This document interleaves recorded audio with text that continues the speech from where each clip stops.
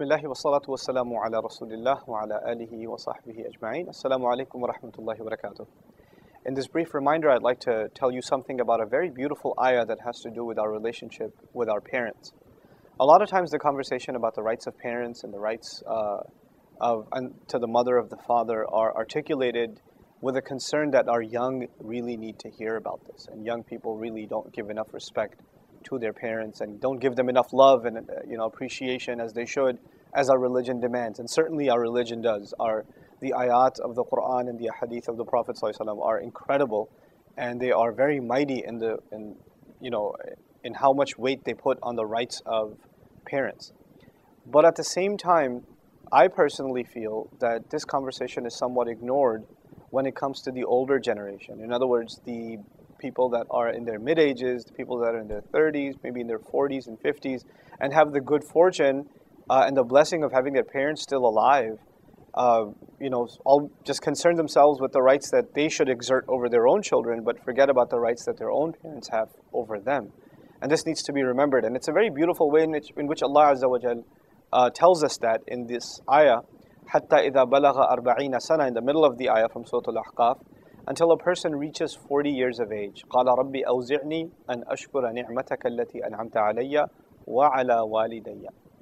Master, give me the power, give me the capability, allow me to become qualified and competent. This is all in the meaning of أَوْزِعْنِي, to be grateful to you for the favor that you've done me. This person is turning to Allah and saying, Ya Allah, you've done a lot for me.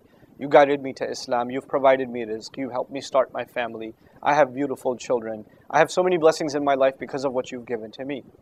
But then he says, وَعَلَى وَالِدَيَّ, and also the favor that you've done to my parents. This is actually a very powerful recognition. I wouldn't have accomplished anything in life had it not been for my parents. You may not actually live with your parents anymore, you might not even be financially dependent on them anymore, but if they weren't feeding you and they weren't taking care of you and they weren't keeping you warm in the winter and cool in the summer, all your years when you couldn't even take care of yourself in the least bit, then you would forget. You would think that you're independent now, and that's what a lot of people feel. They get to a certain age and they feel like they're independent, they can make their own money, they can live in their own house, their own apartment, their own flat, and now, they're no longer in need of their parents. But actually in this ayah, one recognizes, even at the age where they reach maturity, not just maturity in age, but maturity perhaps even financially, maturity in career, maturity in family life and in financial planning.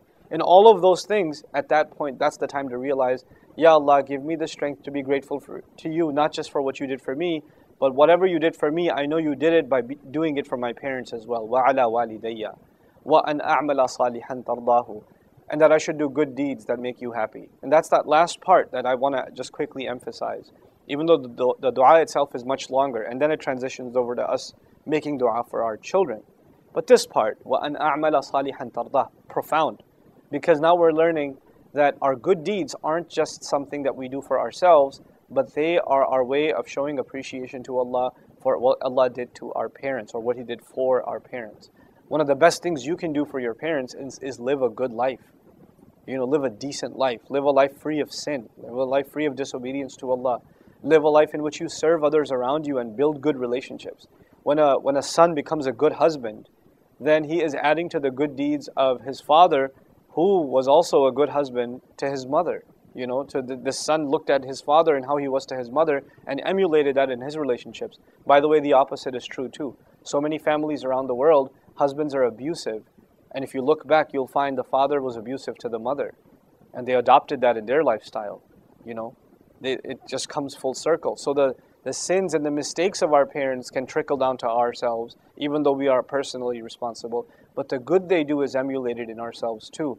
And so we, as heads of households, men, as heads of households, as fathers ourselves, as people in professional careers, we have to emulate the best possible behavior we can, doing the best we can, realizing that the good that we do isn't just adding into our own account with Allah, but actually it's adding to the account of our parents as well.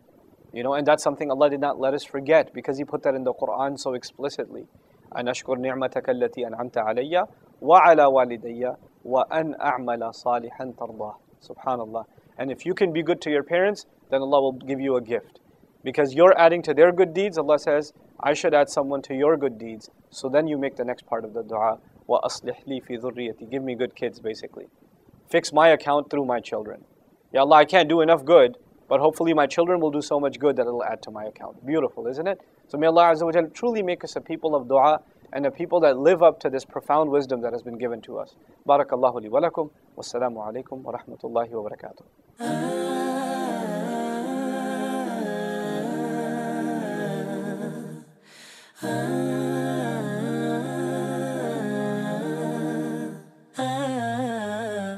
رب العالمين بس انت الوحيد انت نور حياتي انت قوة الدنيا क्या तैयार है हम